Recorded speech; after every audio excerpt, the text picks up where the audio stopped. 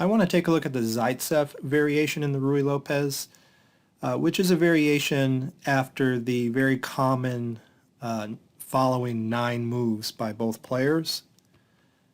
We've already made a video describing these 9 moves in detail, so if you'd like to have a look at that, I'll put a link to it in the description below. So here white plays the 9th move, h3. And now black has several moves to choose from. If you were to give this position to an amateur who has never played the Ruy Lopez but knows basic opening principles and ask him what to play, he probably would come up with the move bishop b7. And that begins the Zaitsev variation. Or for some reason the Lichess database calls this the Flohr System. All right, that seems very natural to develop a piece. That puts pressure on e4.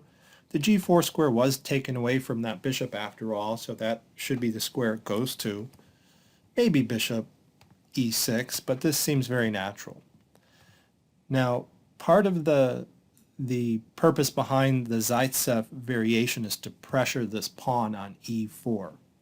And black is going to do it with this bishop and with this rook in conjunction. Before we continue with the Zaitsev, I want to look at a related system called the Smyslov defense, which is the move 9h6.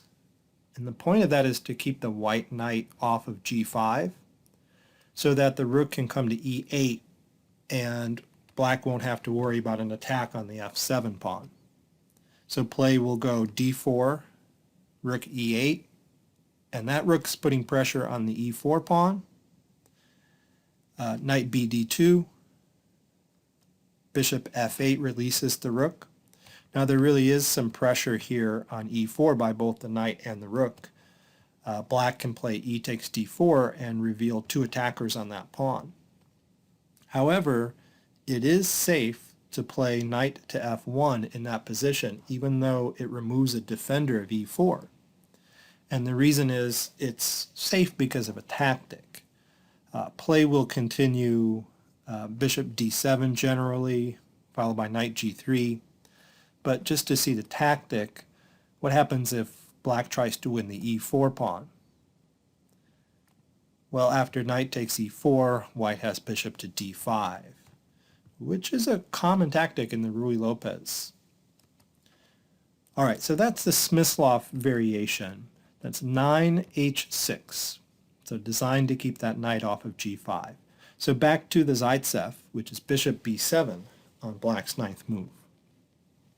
Then d4, and we're going to go down the main line, rook to e8, and so there's pressure on e4 by both the rook and the bishop, but black has just left protection of the f7 square, so he is inviting white to make a repetition here. But from a theoretical perspective, a quick draw with black is quite a success. So if white wants a draw against a higher rated opponent, he can play knight to g5 to attack f7, and there's nothing better but to move the rook back, and then white can play knight to f1 and ask black, try again, do a different line, don't play rook to e8 unless you want to draw. So black can decline the draw and play something else if he wants. Okay, but back to the main line. After rook to e8, white should be striving for more than a draw. That's white's job. So he'll play knight bd2. Okay, heading for the f1 square.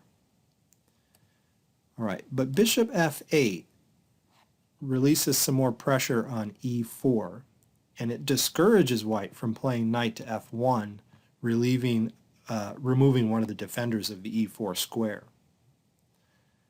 Okay, so bishop f8 releases that rook. Also, black intends to maybe play g6 and fianchetto the bishop to reroute it. Okay, so what does white do here? Well, white normally plays a4 to attack that b5 pawn, but let's have a look at knight f1, removing a defender of e4.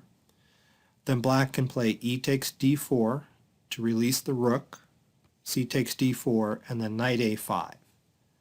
So now there are 3 attackers on the e4 square. It's only defended once, and white would rather not lose his bishop on b3. So something's got to give in the position. So that's why knight to f1 is not a good move, and that's part of the appeal of the Zaitsev, is stopping white from completing the usual maneuver knight b d2 to f1, to f1 to g3. Okay, so white plays a4 to attack that b5 pawn, a typical idea. And now black plays h6, and the position resembles the Smyslov, but by delaying that h6 move, black has generated quicker counterplay against e4, thereby making it harder for white to play knight to f1. Note that h6 may not even be necessary in this position to keep the knight off of g5.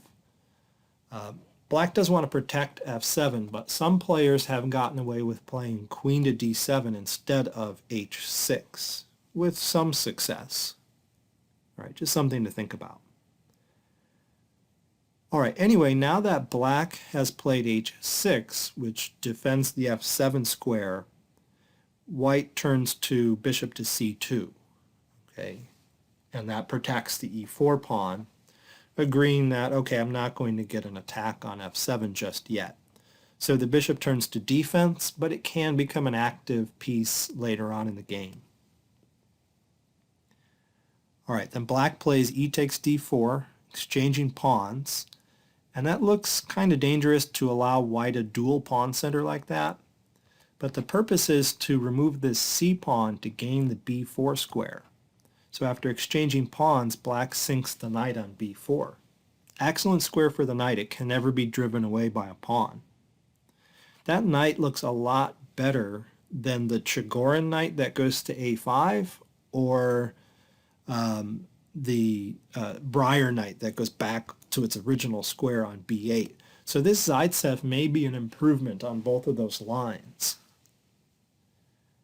Okay, white would not like to lose that bishop, that Spanish bishop on c2, so he retreats it to b1. Continuing to follow the main line, black plays c5 to attack the center. Okay. White follows up with d5, and the purpose of that is to stop black from freeing his position with d5. Black would probably preface that by exchanging pawns on d4 and then follow it up with d5 if he had a chance. And then he'd have no backward d pawn to worry about anymore, and he would have achieved at least equality in that position. So white wants to stop that d5 move, so he pushes d5 himself. Okay, and then knight to d7 is an excellent move. Excellent positional move, eyeing the e5 square. In conjunction with a fianchetto bishop on g7 here, black can put a lot of pressure on e5 and stop white from making a pawn break e4 to e5. Also from d7, black might push his pawn forward to c4 and then bring that knight to c5, and from c5 it can even get to d3 in some cases.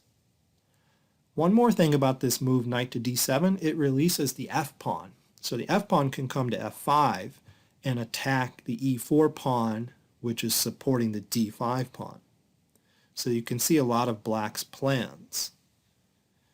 All right, now white follows up with a nice positional move, rook to a3. So the plan here is to move the knight to h2 and then make use of the third rank, bring the rook over to the king side. Everyone knows that rooks belong on open files, but they probably belong on open ranks too. All right, then black will play f5 in the main line, and that's trying to undermine that d5 pawn. Then knight h2, and that knight sees a future on g4 because it anticipates this f pawn being traded off. In many cases, white actually takes that f pawn and gives up the d5 pawn in return. And so the knight may come to g4. So because of this, the black knight on d7 often returns to f6 to guard against g4, also to put further pressure on these central light squares here. When the knight first went to d7, it was to help control e5, but white just removed one of the knights, one of the pieces that was controlling e5, so black feels free to remove his knight from e5 as well. Plays it back to f6. All right, we'll stop the main line there, and I'll point out that some people have speculated that these 18 moves we just played through may represent best play after 1e4, e5. Okay, something to think about. Thanks for watching the video.